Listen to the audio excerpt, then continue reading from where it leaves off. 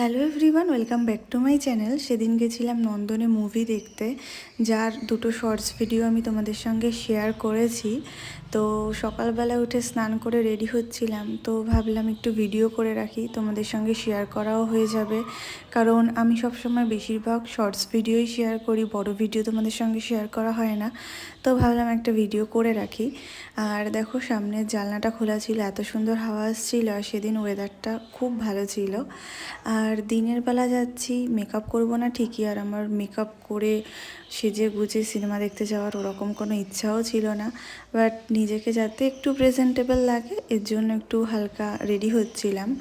আর স্নান করে উঠেছি যেহেতু, তো ফার্স্টে একটু স্কিন কেয়ার করে নিলাম, যেমন টোনার, ময়শ্চারাইজার যেগুলো ইউজ করি নর্মালি, তো তাই করছিলাম। আর আজকে কিন্তু আমি কোনো ফাউন্ডেশন ইউজ করিনি, কারণ আমার ইচ্ছা করছিল না অত কিছু করতে সকাল সকাল।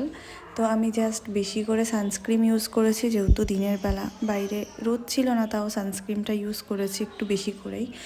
আর আমার এই সানস্ক্রিনটা ইউজ করতে এতটা ভালো লাগে, কারণ হচ্ছে গিয়ে এটা যেহেতু একটা টিন্টেড সানস্ক্রিন, তো একটা ঠিক সিসি ক্রিম বা বিবি ক্রিমের এফেক্ট দেয়, তো যার জন্য মুখটা বেশ ভালো লাগে। দেখো, এর আগে আমি যখন স্নান করে এসেছিলাম তখন মুখটা কেমন লাগছিল, আর পরে দেখবে এই সানস্ক্রিনটা মাখার পরে কেমন একটা সুন্দর লুক আসে, ওই যাকে বলে না যে নো মেকআপ মেকআপ লুক, সেরকম একটা লুক আসে। মনে হয় যে ফাউন্ডেশন মেখেছি এরকমও কিছু না, আবার একদম যে খালি মুখ ওরকম কিছু না, বেশ একটা ভালো এফেক্ট আসে, তো আমার খুব ভালো লাগে। আর আমি কিন্তু সানস্ক্রিনটা মাখার পরে একটু প্রাইমার অ্যাপ্লাই করে নিয়েছিলাম, আর তারপরে মুখে একটু হালকা করে ফেস পাউডার দিয়েছি। এছাড়া আর কিছুই করিনি, ফাউন্ডেশন বা সিসি ক্রিম ওগুলোকে পুরোটাই অ্যাভয়েড করেছি।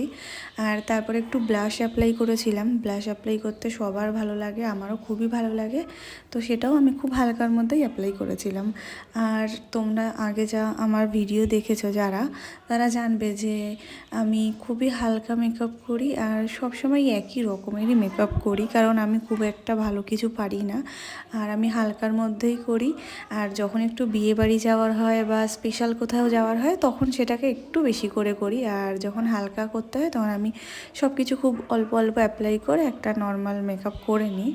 তো দেখো, তারপরে আইব্রোটা ড্র করেছিলাম, আর মাস্কারা অ্যাপ্লাই করেছিলাম। আর মাস্কারা অ্যাপ্লাই করার পর আমি আবার ওটা দিয়ে একটু আইব্রোটা সেট করে নিই, যাতে মানে হেয়ারগুলো ঠিক জায়গায় থাকে। আর আমি এই মাস্কারার ইউজ করছি, এটাও খুব ভালো, ওয়াটারপ্রুফ, আর দামও খুব কমের মধ্যেই, তো এটা আমার ভালো লাগে আর কি। তো রেডি হচ্ছিলাম, আর যেহেতু বাইরে তখন হালকা হালকা একটু রোদ উঠছিল, তো আমি সানগ্লাসটাও নিয়ে নিয়েছিলাম। বেশিরভাগ সময় তো সানগ্লাস নিতেই ভুলে যাই। যাই হোক, দেখো এই যে আমার যা যা করার ছিল মোটামুটি আমি রেডি হয়ে গেছি তাই তাই করে। আর এখন লিপ বামটা ইউজ করেছিলাম, সেই লিপ বামটা একটু হাত দিয়ে মুছে নিলাম। আর এখন আমি এই লিপস্টিকটা ইউজ করছি।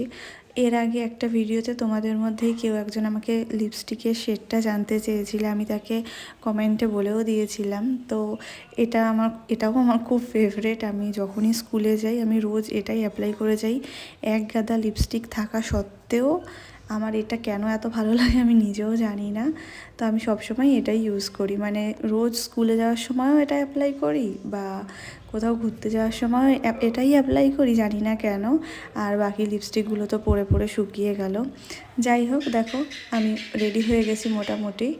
আর এই রিংগুলো কিনে কিনে রেখে দিই, পরা আর হয় না, তো সেদিন সময় ছিল রেডি হওয়ার, তো বের করে পরেছিলাম।